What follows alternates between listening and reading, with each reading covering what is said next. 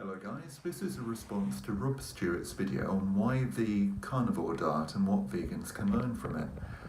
I agree with the basic premise that effectively it's an elimination diet. You cut out all the things which can possibly cause allergies. It's extremely rare to have an allergy to meat. In actual fact, the only sort of cause of that is actually a rare disease spread by a tick, which you can get in the southern states of America, as far as I remember. I remember reading about it when I was studying my biology degree, and I kind of thought that was the most weird and strange and horrible disease you could get. But I suppose if you're a lifelong vegan, you'd never know you'd been bitten.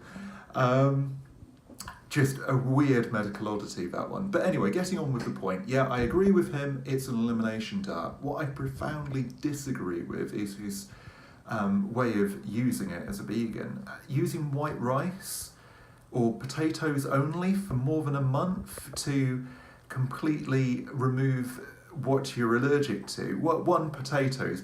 You can be allergic to potatoes. We're a member of the Solanum family, so very likely you could be allergic to them. Plenty of people are.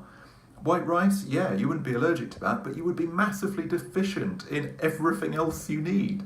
You wouldn't have a complete amino acid profile. You wouldn't have any fats at all. It would be quite disastrous to be on that diet for a long period of time. Now, if I was going to offer advice, and bearing in mind I'm a biologist, I'm not a doctor, I'm not a dietitian, but if you were going to use the carnivore diet, and let's assume that it works by being an elimination diet, what I would do is go onto the carnivore diet for a month, allow your symptoms to subside, allow yourself to be healthy. If it's not making you healthy, just bin it and chalk it up to another thing which doesn't work for you. If, however, it is working, you've had massive relief, say as Vegan Police has found, well, what you can do is slowly start introducing foods. Introduce them one at a time. Okay, introduce tomatoes. You get a reaction, you go, okay, maybe it's the Solanum family. Maybe you go, oh, okay, well, if it is it just tomatoes or is it everything from the family? Okay, I'll try potatoes. Oh, they make meal as well. I'll avoid everything in that group. Then you move on. Maybe you try beans. Maybe you try another type of grain. What you do is you allow yourself to gradually build up what you're actually able to digest and thrive on. Eventually, after probably 6 months to a year, you'll find yourself a vegan again and much healthier and happier for it. So unless you have an absolute moral imperative never to cause harm to an animal directly, and let's face it, any form of human activity will cause harm to an animal in some fashion, whether it's by habitat loss or destruction in the fields. Let's face it, combine harvesters do tend to hoover up everything and chop it into bits. So if you have an absolute moral objection to just the act of killing an animal directly, well, obviously you can't take this approach. If you are someone who is a bit more pragmatic and looks at the long term, like your total balance of harm over your lifespan, how lightly you tread on the earth over your lifespan, well, you can absolutely take this approach and it would probably be a lot safer. After all, you will have a complete product you can live on, at least for the short term, and you will be much healthier and happier. Of course, if it doesn't work, don't do it.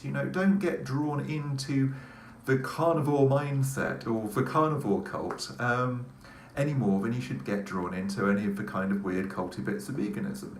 It's a diet, it's not a religion, it's not a complete package for a moral life, it's just a diet. It has pros and cons and there is ethical elements in it, just like with everything in human nature or human activity. So treat it for what it is and use it as a tool. Or don't. Choice is up to you. Okay, hope you're enjoying things. And the reason why I'm indoors today is there's an absolutely colossal fire at a recycling plant about 3 miles away. An enormous column of black smoke is spreading into the sky. I don't actually have a clear view of it from here, or I put it in the background, but it is kind of like having a volcano in your back garden. And yeah, it's not nice. It smells terrible out there. I had to run out and grab all my washing in and that sort of stuff. So not an ideal time to actually do any fitness training outside, so I went to a gym and did my calisthenics spare. The aircon, of course, filters it out.